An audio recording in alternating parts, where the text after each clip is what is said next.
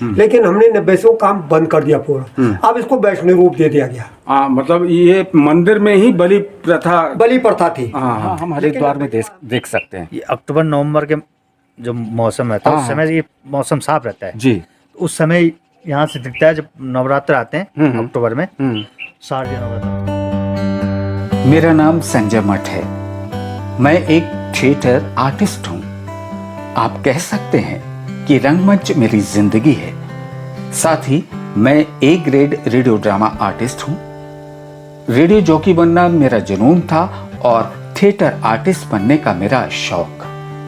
यात्रा करना मेरा आराम है और अब मेरा लक्ष्य YouTube के माध्यम से लाखों लोगों से जुड़ना है।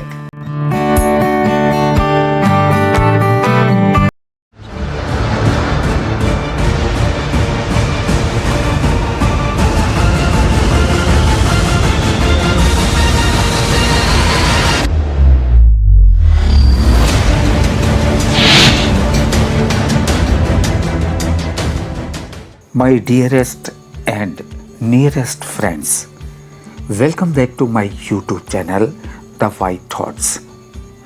महाबगढ़ सीरीज के इस एपिसोड में लेकर आए हैं महाबगढ़ मंदिर। जब आप आएंगे तो ये पुजारी जी हैं राधे लाल जी पुजारी जी, जो कि हमारे एक तरीके से छोटे भाई भी हैं और हमारे चूँकि पुजारी जी हैं तो आदरणीय हैं श्री राधे लाल कुकरेती जी। राधे लाल कुकरेती जी, जब मौसम कब साफ़ होता है और कब ये चीज़ वहाँ हम हरिद्वार में देख सकते हैं? ये अक्टूबर नवंबर के जो मौसम रहता है उस समय ये मौसम साफ रहता है जी। उस समय यहाँ से दिखता है जब नवरात्र आते हैं अक्टूबर में 4 दिनों तक। उस समय इसकी छाया सुबह 1-2 मिनट के लिए दिखती है वहाँ दिखती है। हाँ, जब सूर्योदय होता है उस समय दिखती है छाया इसकी। तो ये बात हो गई कि गंगा जी का भी आशीर्वाद मिल रहा है साथ में, और भोले तो हैं ही, और आप तो हैं ही फिर यहाँ के मुख्य पुजारी जी। मेरे साथ एक और भैया जी मिले हैं।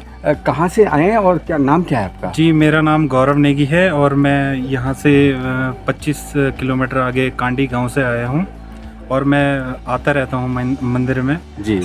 महीने में 2-3 बार आता रहता हूँ। अच्छा,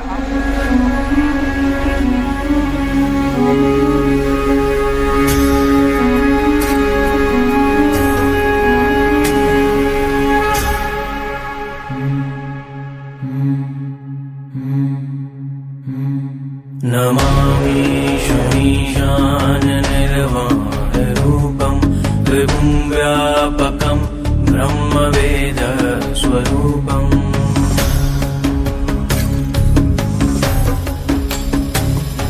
निजं निर्गुणं निर्विकल्पं निरीहं चिदाकाशमाकाशवासं भजेऽहम्।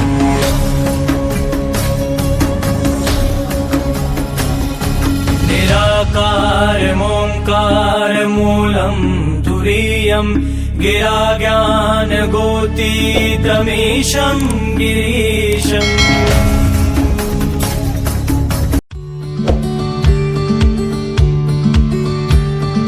ये है हमारे गोविंद भाई साहब।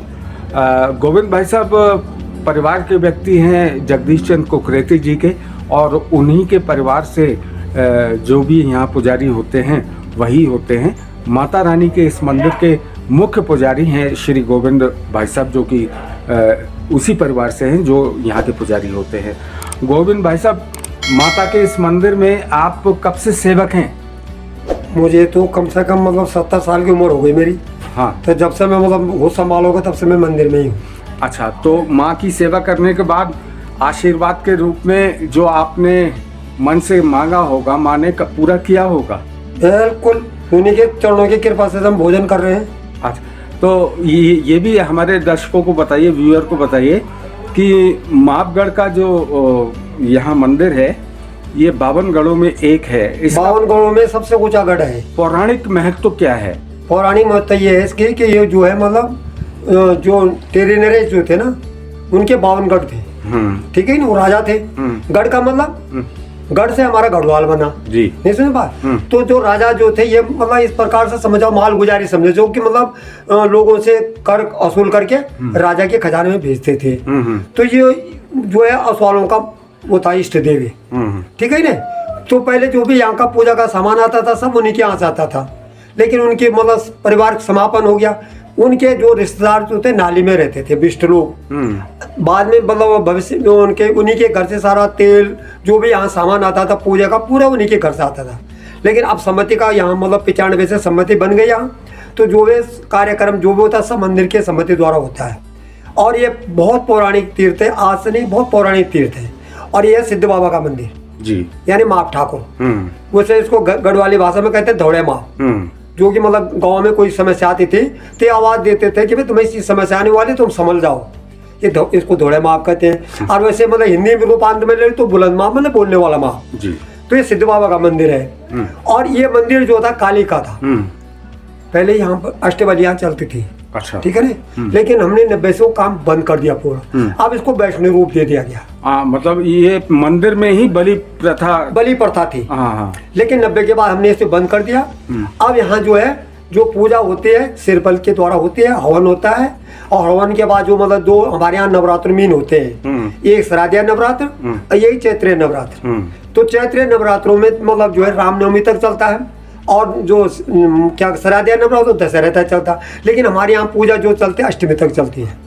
मापगढ़ का ये मंदिर है गोविंद जी भाई साहब, तो ये आम आदमी यहाँ पहुँचेगा तो उसके लिए यहाँ क्या क्या ठहरने की व्यवस्था, खाने की व्यवस्था कैसे रहेगी? खाने की तो कोई व्यवस्था यहाँ है नहीं, लेकिन ठहरने के लिए धर्मशालाएं हैं। जो बाहर से आते हैं वो धर्मशालों में रहते हैं, उनको कोई टैक्स नहीं देना पड़ता है, ठीक है कि नहीं। वो अपना सामान लाते हैं। वैसे मंदिरों का ये नियम होता है कि अभी कभी भी आप मंदिरों में पूजा करने के लिए जाओ तो खुद अपना सामान अपने साथ लेके जाओ। ये नहीं कि तुम पूजा के लिए सामान पंडित जी से मांगो, तो पूजा पूरी नहीं होती है।